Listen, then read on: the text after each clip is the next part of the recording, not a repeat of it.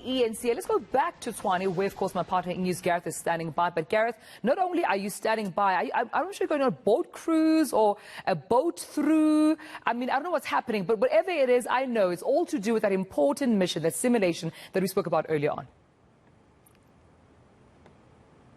Tumela, sorry, I lost your signal there just for a moment, but it's not standing by per se, it's more like a floating by, really. I'm joined by the incredible team from Gauteng Emergency Services. Skipper for me this morning is Gerard, also accompanying him is Lo. Now, the reason I'm on the boat, this is the Bonnecourt Dam, just north of Pretoria. For those who know the area, think Wonderboom, think Onderstepoort, it's that sort of area. This is all part of what's going to be our coverage for today of a joint training simulation. Happens every year, or it should happen every single year.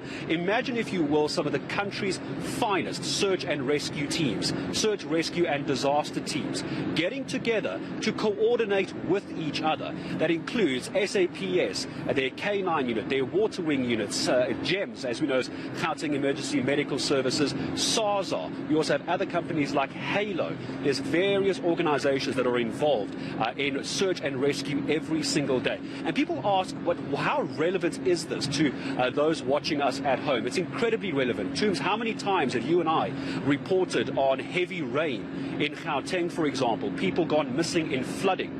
How do they get found? How do they get treated? It's these incredible teams like Gerard and Lo behind me, along with the rest of GEMS, K9, SARSA, and everybody else that is involved as well, not to mention Netcare, all these professionals coming together today. So the simulation is on the water and on land. So behind me, you won't be able to see it now, they've put a fake plane wreck in place. The simulation story for today is this aircraft has taken off with 10 passengers on board. It has crashed just near Wonderboom Airport. All the units have been deployed. They need to go and find out what has happened. They need to rescue and also help recover as well. GEMS is going to have one of their boats in the water where I am right now.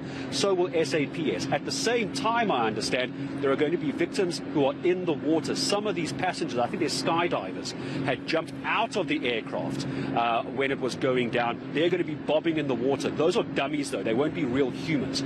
So it's a multi-positioned, multifaceted simulation taking place today. The reason for this is as we get ready for the December holidays, this actually happens on a daily basis. We are not hamming this up for television. These are the guys, these are the girls that go out every single day to make sure that you and I are safe. So the next time someone's watching eNCA and you talk about a water rescue attempt, it's these boats, it's these experts going out. They know where to look, they know how to look, and they know how to save people's lives quickly and to ensure that they get the best possible care. So I'll be in the boat a little bit later. I also understand, Tumelo, that there's going to be a helicopter hovering just where Mohammed, my cameraman, is showing you at the moment. There'll be someone in the water. A helicopter will be coming in, a rescue chopper. I understand that they're going to be rescuing someone from the water. And obviously, I'm going to try and see if I can get from a boat and into the sky as well. But this is where we are for the moment. We're getting ready for between 7 and 9 o'clock this morning for the simulation to get underway. We're also going to have the City of Tshwane Fire Brigade in full force as well. It's all going to be happening behind me on the water. We'll be back in the boat again a little bit later, and also on land, where we have what's known as various JOCs. That's the Joint Operation Center, where they coordinate everything that needs to happen on the day. It's an incredible simulation. We're going to be here throughout the day and bring you the stories and the reason why some of these people are out here doing what they do. Right, and I mean, with that being said, before I let you go, Gareth, if you can still hear me, if you're still with me there, you had a conversation with SARSA earlier on. For anyone who missed that conversation, briefly tell us what their involvement then would be in this regard. So SARSA is an organisation of volunteers. It stands for the South African Rescue ZA. They're a group of volunteers who all drive 4x4s, and they get called in by SAPS, by GEMS, in case they need expertise in off-road rescue. They have all the top gear, they have drones, they have satellites, they have all the vehicles to get into areas that ordinarily are not accessible. So that's what SARSA does in all of this, and they're also part of today.